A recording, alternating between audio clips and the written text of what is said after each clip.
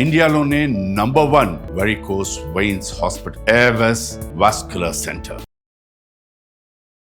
నమస్తే, మీరు చూస్తున్న సుమన్ టీవీ. నేను మీ కీర్తి. మొన్న వరలక్ష్మి వ్రతాన్ని మనమంతా చాలా అంగరంగ వైభవంగా జరుపుకున్నాం.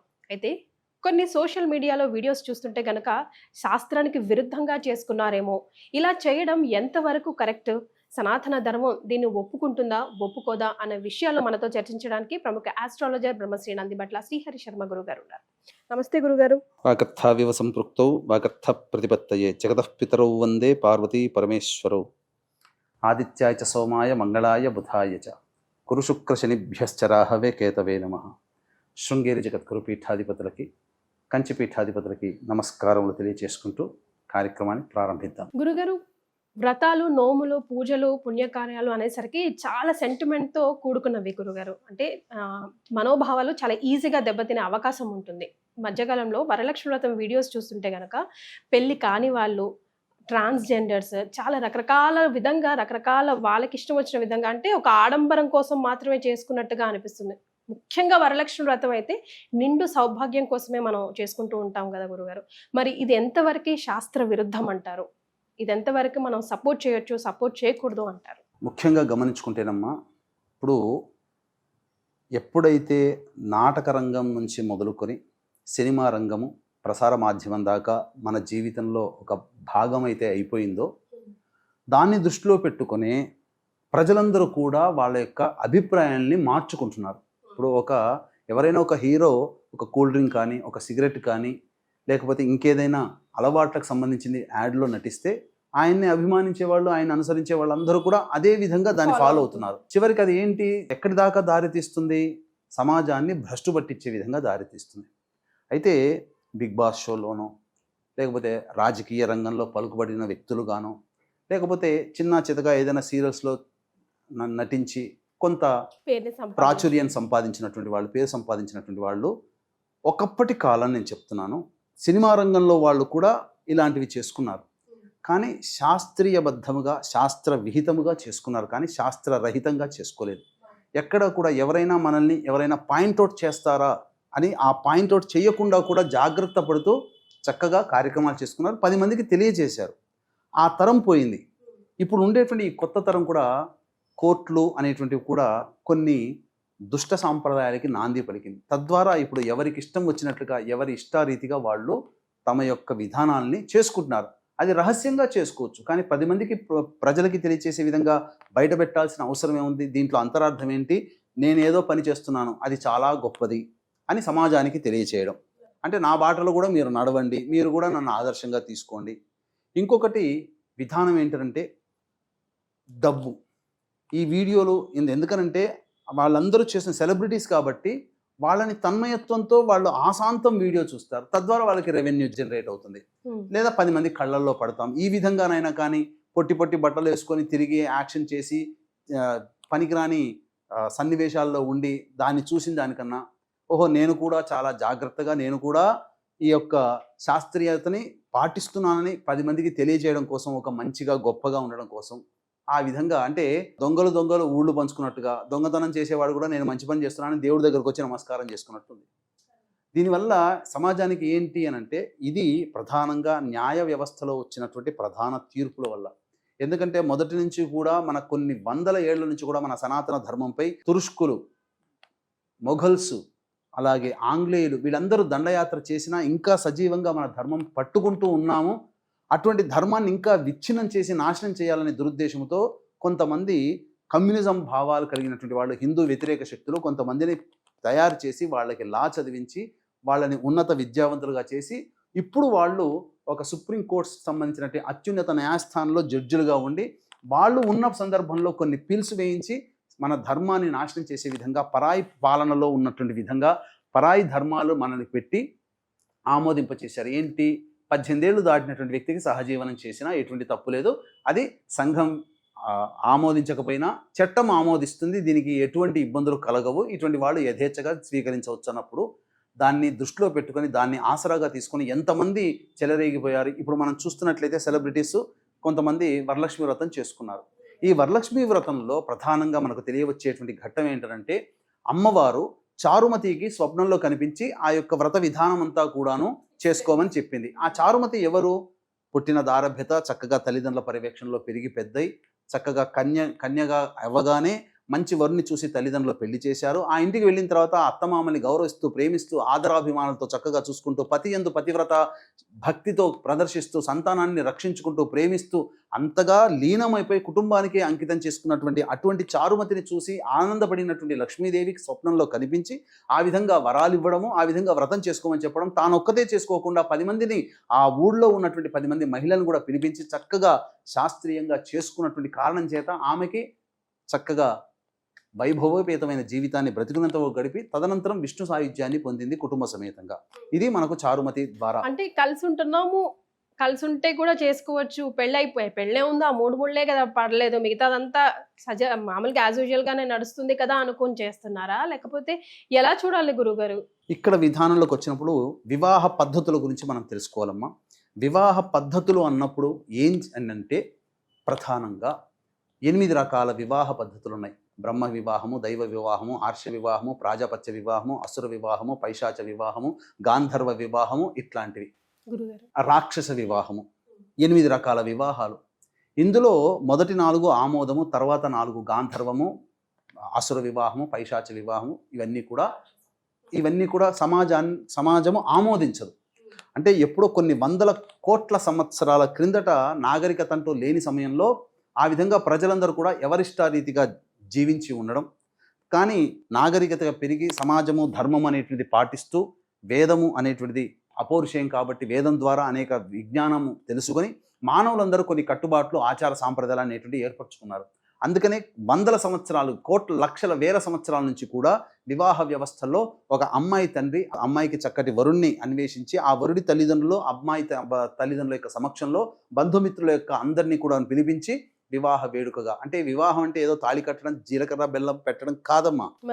వివాహం అంటే వచ్చినటువంటి బంధువులు, అంటే ఈ అబ్బాయికి, మా అమ్మాయికి ఆ అబ్బాయిని వివాహం చేస్తున్నాం, వాళ్ళిద్దరూ కలిసి జీవించడానికి, it's officially living together each other అని సమాజంకి తెలియజేయడానికి మీ బంధుమిత్రుల యొక్క అంగీకారం కూడా ఉంది. రేపటి నుంచి వీళ్ళు ఇప్పటి నుంచి దంపతులు అవుతున్నారని సమాజానికి కూడాను తెలిసి వచ్చే విధంగా చేసే వేడుకే వివాహ వ్యవస్థ వేడుక.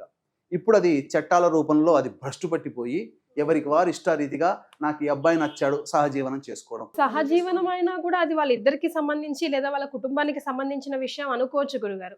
బట్ ఇలాంటి సనాతన ధర్మానికి కానీ లేదంటే మన సంప్రదాయాలకి సంబంధించి కానీ వచ్చినప్పుడే కదా మనలాంటి వాళ్ళం ఇలా గొంతెత్తి మాట్లాడాల్సిన. వాస్తవం. ఇప్పుడు కనుక మనం చెప్పకపోయి 10 మందికి ఇది తప్పు అని తెలియచేయకపోతే భవిష్యత్తులో ఇట్లాంటి జంటలు కొన్ని ఇప్పుడు కోటి దీపోత్సవాల్లాగా చేస్తున్నారు కదా, అప్పుడు ఈ వరలక్ష్మి వ్రతం ఇట్లాంటి జంటలందరూ కలిసి చేసుకునే రోజు కూడా దాపురిస్తుందేమోనంత భయం వేస్తుంది. ఎందుకనంటే తల్లిదండ్రులకి శోకాన్ని కలిగించడమే. ఇక్కడ ఈ వివాహం, ఇప్పుడు ఇక్కడ సంబంధించినటువంటిది వివాహం చేసుకోలేదు వీళ్ళిద్దరు కూర్చొని, అబ్బాయి అమ్మాయి కూర్చొని చేసుకున్నారు. ఇక్కడ వీళ్ళిద్దరి మధ్య వివాహం అయింది అని చెప్పడానికి ఏంటి? మీరు అన్నట్టుగా గోత్రనామాలు, ఏ గోత్రం చెప్పేది అక్కడ ఆ అమ్మాయి ఏ గోత్రనామాలతో చేసుకుంది? పక్కన కూర్చున్న ఈ సహజీవనం చేస్తున్నటువంటి వ్యక్తి యొక్క గోత్రనామం చెప్పుకుందా? తనకు జన్మతః వచ్చినటువంటి తండ్రి గోత్రాన్ని చెప్పుకుందా? ఏ గోత్రం చెప్పి పూజ చేసుకుంది? జీవితం మెళ్ళలో ఏమైనా మంగళసూత్రం ఉందా? ఇప్పుడు చారుమతి ఎవరు చేసుకోమన్నారు? వివాహమైన స్త్రీలు చేసుకునే వ్రతం వరలక్ష్మి వ్రతం. వివాహం అయిన తర్వాత భర్త క్షేమము, ఆయురారోగ్యాలు, అలాగే సంబంధించినటువంటి ధనధాన్య సమృద్ధి, కుటుంబ వృద్ధి, ఆదర్శ దాంపత్యం ఉండాలని చేసుకున్నటువంటిది చారుమతి. ఇక్కడ వీళ్ళకి ఏం ఆదర్శ దాంపత్యం ఉంది? ఇప్పుడు ఇక్కడ వివాహం చేసుకుంటే వీళ్ళందరికీ 8 రకాల వివాహాలు చేసుకున్నాం. గాంధర్వ వివాహం అంటే ఇష్టపడి చేసుకున్నాం. ఈ గాంధర్వ వివాహానికి కూడా దానికి ఒక మీనింగ్ ఏంటంటే, అబ్బాయి అమ్మాయి ఎవరెవరైనా ఇష్టపడి చేసుకున్నా ఇరువురి తల్లిదండ్రులు వచ్చి వివాహం చేస్తారు. అదే గాంధర్వ వివాహం. తల్లిదండ్రులు కుదిర్చేటువంటి వివాహం బ్రహ్మ వివాహం. దైవలీలగా కుదుర్చుకునే బ్రాహ్మణుడికి, వేదం చదువుకున్నటువంటి బ్రాహ్మణుడికి ఇచ్చి వివాహం చేసింది దైవ వివాహం. వివాహం కానీ అమ్మాయిలు కానీ అబ్బాయిలు కానీ చేసుకోవాల్సిన పూజలు, నోములు, వ్రతాలు వేరే ఉన్నాయి. మంగళగౌరి వ్రతం ఉంది కదా, మంచి భర్త లభించాలనే ఉద్దేశంతో చేసుకునేది మంగళగౌరి వ్రతం. ఇక్కడ ఏం చేస్తున్నట్టు, ఇష్టపడినటువంటి వ్యక్తిని పక్కన పెట్టుకొని ఏ విధంగా ఒక మెడలో మంగళసూత్రమా లేదు, ఒక ముత్తైదుగా చెప్పినట్టు కాళ్ళకి పసుపా పెట్టుకోలేదు, లేదు సింధూరము ధరించలేదు, నుదుటిన ఏమీ ధరించకుండా మరీ ఇంత విడ్డూరం ఏంటంటే, చాలామంది సెలబ్రిటీస్, దాదాపు ఒక 18 సెలబ్రిటీస్ల వీడియోలు చూసానమ్మా. అందరిలో కొంతమంది మాత్రం చక్కగా సశాస్త్రీయముగా చక్కగా ఈ సంబంధించినటువంటి విధానంగా విధి చేసుకున్నారు. విధానంగా చేస్తారు. చక్కగా జడ వేసుకొని చక్కగా, అంటే అమ్మవారు ఏ విధంగా ఉండే, అంటే సంపూర్ణంగా ఒకరిని చూస్తే అమ్మవారి భావన, ఒక స్త్రీని చూస్తే అమ్మవారి భావన ఎలా ఉంటుందో అలా ఉండే విధంగా ఉండి ఈ యొక్క శాస్త్రీయంగా చేసుకున్నారు. కొంతమంది జుట్టు విరబూసుకొని చేసుకున్నారు. జుట్టు విరబూసుకుంటే అది రాక్షసం కదమ్మా, మరి ఎలా అవుతుంది అది? అది అంటే అందచందాలని ప్రదర్శించేటువంటి విధంగా. కొంతమంది స్లీవ్లెస్ వేసుకున్నారు. అక్కడ ఏమైనా చెప్పబడి ఉందా? స్లీవ్లెస్ అనేది నీ ఇష్టం, నీ ఇంట్లో నువ్వు ఉండగా, నీవు ఏకాంతంగా ఉండగా చేసుకునేటువంటిది చెప్పేది. జుట్టు విరబూసుకోవడం అనేటువంటిది ఎప్పుడమ్మా, ఒక స్త్రీకి తన ఏకాంతంలో తన భర్తకి దగ్గర మాత్రమే జుట్టు విరబూసుకుని ఉండాలి. మిగతా రోజులంతా కూడాను శాస్త్రీయంగా ఉండాలి. ఇక్కడ పూర్తిగా పూజల విధానాల్లో అందరికీ కూడాను చూపించుకునే విధంగా చేసుకోవడం. స్లీవ్లెస్ డ్రెస్సులు వేసుకోవడం ఏంటమ్మా? ఇందులో కేవలం నేను చేస్తుంది కరెక్టు అని చెప్పి తల్లిదండ్రుల దగ్గర అనుమతి కూడా లేకుండా వాళ్ళని ఎదిరించి వచ్చి రావడమే ఒక మహా ఘోరం, మహా తప్పు. మరి అటువంటిది ఇంకా ఒక రకంగా చెప్పాలంటే, నేను ఎటు పోతే, నేను ఏం చేస్తే నాకు ఎదుటి వాళ్ళకి ఏంటి అని ఒక ధిక్కారణ ధోరణితో సమాజాన్ని కూడా నాలాగే మీరుండండి అని చెప్పి భ్రష్టు పట్టించే విధంగా ఇప్పుడు ఈ విధానంలో చేసుకోవడం వల్ల ఏమవుతుంది? ప్రధానంగా చెప్పాలి అని అంటే అది ఒక వ్యభిచారమేనమ్మా, అంతకుమించి ఇంకా వేరే పదం లేదు. ఎందుకంటే లేదా పోని కన్యగా చేసుకుంటున్నాను, లక్ష్మీ అమ్మవారి పూజ చేసుకున్నామని అంటే సహజీవనం చేస్తే కన్యత్వం పోతుందిగా. ఇక కన్య ఏమవుతుంది? ఆ కన్య కాదు, మహిళ. పోని మహిళ చేసుకుంటుంది, పోని వివాహం అయింది భర్తతో చేసుకుంటుంది అంటే కాదు. అంటే ఆ కాలంలో పొందుపరిచినటువంటి ధర్మసూత్రాలలో కన్య, మహిళ, యువతి ఇలాంటి లక్షణాలు దాటి వీళ్ళు కొత్త నిర్వచనం తీసుకొని వచ్చారు. అంటే సహజీవనం చేస్తూ కన్యత్వం కోల్పోయి పెళ్లి కాకుండా ఉండడం, అటువంటి వాళ్ళ కోసం ఒక పదం వెతకాల్సి వస్తుందేమో. ఇంతే, ఇంతకంటే ఇంకా చేసేది ఏమీ లేదమ్మా.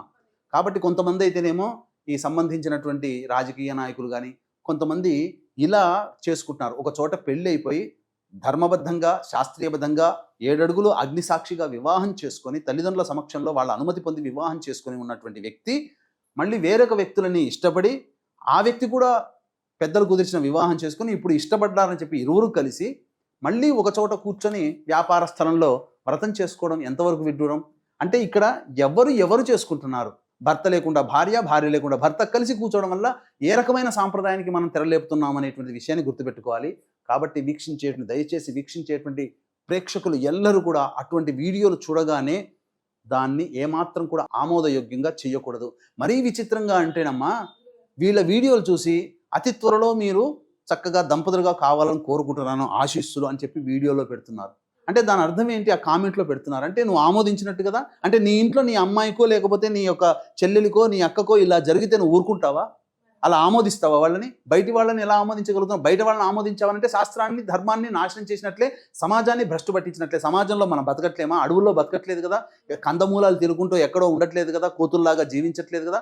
సమాజంలో మనకంటూ మనం బతుకుతున్నప్పుడు మనకంటూ ఒక బాధ్యత ఉంటుంది, మన మీదంటూ ఒక సంబంధించినటువంటి రెస్పాన్సిబిలిటీస్ అనేటివి కొన్ని ఉంటాయి. ఒక గౌరవమైన ప్రదమైన కుటుంబంలో పుట్టి ఆ విధంగా జీవిస్తూ అగౌరవాన్ని, సమాజాన్ని భ్రష్టు పట్టించే ఇటువంటి వ్యక్తులని ఎప్పుడైతే నీవు ఆమోదిస్తున్నావో తప్పకుండా భవిష్యత్తులో ఇలాగే జరుగుతుంది. అంతకంటే ఇంకా గొప్ప విడ్డూరం ఏంటంటేనమ్మా, ప్రధానంగా వీళ్ళు వివాహం కాకుండానే కలిసి కాపురం చేస్తూ ఉండి చేసుకున్నారు. మనం దంపతులమే అనే భావనతో వీళ్ళు అనుకుంటే సరిపోతుందా?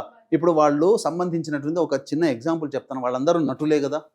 నటులైనప్పుడు వాళ్ళని ఏదైనా నటించడానికి ఒక ప్రోగ్రాం పిలిపించి వాళ్ళు రాగానే వాళ్ళని నటించమని చెప్పినట్టే ఒక స్క్రిప్ట్ అంటూ ఉంటుంది కదా, ఆ ఒక విధానం అంటూ ఉంటుంది కదా. అవేవి లేకుండా నువ్వు కెమెరా దగ్గర కూర్చొని ఇష్టం వచ్చింది చేయమనంటే అది ఎంతవరకు సబబు? అట్లాగే వాళ్ళు వివాహం కాకుండా ఇలా చేయడం అనేది ఎంతవరకు సబబు? కాబట్టి దీన్ని మనం గ్రహించాల్సిందే. ఖచ్చితంగా అటువంటి వాళ్ళ వీడియోలు భవిష్యత్తులో మళ్ళీ ఇటువంటివి రాకూడదు. అటువంటి వాళ్ళ వీడియోలు ఉన్నాయనంటే రిపోర్ట్ కొట్టండి. వాళ్ళ వీడియోల్లో ఎవ్వరు కూడా చూసి వదలకూడదు. ఎందుకంటే సమాజాన్ని భ్రష్టు పట్టిస్తున్న ఒక బాధ్యతాయుతమైన పౌరుడిగా మన ఇంట్లో కూడా మన చెల్లో, మన అక్కో, మన కూతురో ఉంటే మనం ఎలా స్పందిస్తామో అటువంటి వీడియోలు చూసినటువంటి వాళ్ళు అటువంటి వీడియోలను రిపోర్ట్ కనుక కొడితే భవిష్యత్తులో ఇట్లాంటి దారుణాలు చేయడానికి, సమాజానికి తలవంపు తెచ్చే కుటుంబ తల్లిదండ్రులు, వాళ్ళ తల్లిదండ్రులు ఎంత బాధపడుతుంటారమ్మా. మరి ఈ మాటలు, ఈ వీడియోలు మనం మాట్లాడుకునే కన్ని పెంచి పెద్ద చేసినటువంటి తల్లిదండ్రులు నా బిడ్డ ఇలా ఒకటి పక్కన కూర్చొని ఇలా చేసింది, పెళ్లి చేయలేకపోయాం, అటువంటి వాడి పక్కన సహజీవనం చేస్తూ కూర్చుంది, భర్త కాదు, ప్రియుడు కాదు, సఖుడు కాదు, స్నేహితుడు కాదు, సోదరుడు కాదు, ఏమీ కాని సహజీవనం చేస్తున్నటువంటి వ్యక్తి పక్కన కూర్చొని చేస్తుందంటే ఆ తల్లిదండ్రుల మనస్సు ఎంత కోతకి గురవుతుందమ్మా.